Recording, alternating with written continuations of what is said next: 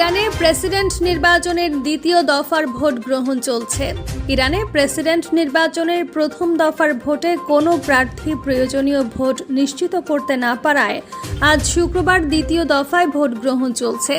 স্থানীয় সময় সকাল 8টা থেকে ভোট গ্রহণ শুরু হয়েছে। এ দফায় সরকারপন্থী প্রার্থী মাসুদ পেজেশকিয়ান এবং কট্টরপন্থী সাইদ জালিলির মধ্যে প্রতিদ্বন্দ্বিতা হচ্ছে। গত মে মাসে হেলিকপ্টার দুর্ঘটনায় ইরানের প্রেসিডেন্ট ইব্রাহিম রাইসি নিহত হওয়ায় দেশটিতে আগাম নির্বাচন অনুষ্ঠিত হচ্ছে। এর মধ্যে গত 28 জুন প্রথম দফার নির্বাচনে কোনো প্রার্থী 50% বেশি ভোট না পাওয়ায় আজ দ্বিতীয় দফার ভোট হচ্ছে। প্রথম দফার ভোটে প্রথম ও দ্বিতীয় অবস্থানে থাকা দুই প্রার্থীর মধ্যে আজ লড়াই হচ্ছে। প্রথম দফায় 42% ভোট পেয়ে এগিয়েছিলেন সরকারপন্থী প্রার্থী পেজেশকিয়ান, আর 39% ভোট পেয়ে দ্বিতীয় অবস্থানে ছিলেন সাইদ জালিলি।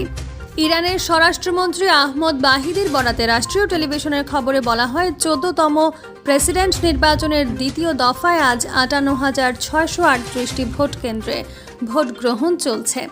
রাষ্ট্রীয় টেলিভিশনে প্রচারিত ফুটেজে দেখা গেছে, ইরানের সর্বোচ্চ নেতা আয়াতুল্লাহ আলী খামেনি সকাল 8টায় ভোট গ্রহণ শুরুর পরপরই ভোট দিয়েছেন।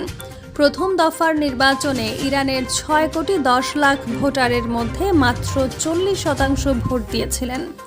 1979 সাল থেকে ইরানে যত প্রেসিডেন্ট নির্বাচন হয়েছে তার মধ্যে এটি সবচেয়ে কম ভোটার উপস্থিতির ঘটনা।